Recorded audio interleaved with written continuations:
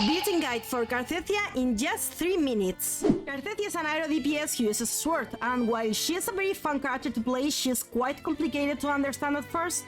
The most important thing to know is that she relies on aero erosion. The first thing to keep in mind is that her forte circuit has 3 swords. To fill them, you'll need to use her skills, and you can consume them by using plunge attacks, dealing different types of damage depending on which swords are absorbed. These swords will also have different effects when you use Resonance Liberation while in Fleur-de-Lis form. The 5th basic attack charges the 2nd sword and applies aero erosion, and the charge attack charges the 1st. The Resonance skill recharges the 3rd sword, and this skill also applies aero erosion. The idea is to have the enemy with as many aero erosions as possible, as this will cause them to take more damage once you transform Cartethyia. Once transformed, the 4th circuit will show you the conviction points. To gain conviction, simply hit enemies. If you have more than 120 points, you can use your Resonance Liberation again.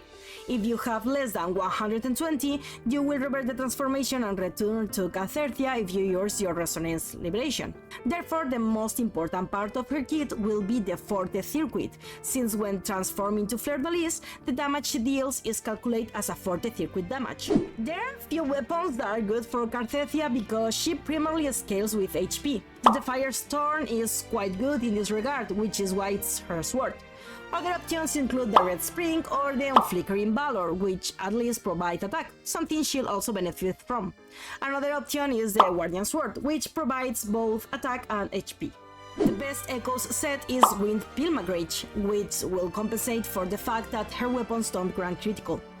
One problem with this character is their heavy reliance on Diacona.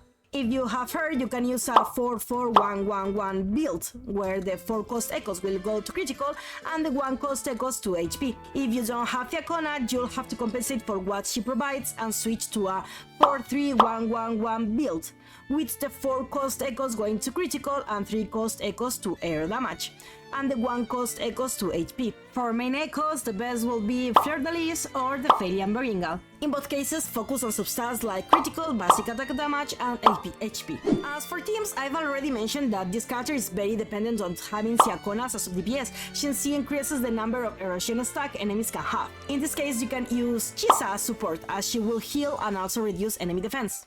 For a slightly more affordable build, you can replace Diacona with Rover using Aero, which will do the same thing, increase the amount of erosion enemies can have, albeit less efficiently. In this case, Rover will be the support, while as sub-DPS we can use Sanhua with the Moonlit Clothes set.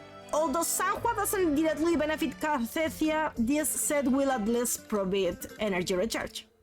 In any case, always remember to rotate Cartethyia last in your team, as she will benefit from everything the team does before her, especially from enemies already having erosion stacks. Finally, the 3rd and 6th stacks of her Resonance Chain are particularly noteworthy. The 3rd stack allows Fleur-de-Lis to apply erosion, so you won't depend as much on having someone else on the team to do it. The 6th stack makes Cartethyia no longer need someone to apply or extend erosion, as she can do it herself with her Resonance release, also increasing the damage she deals.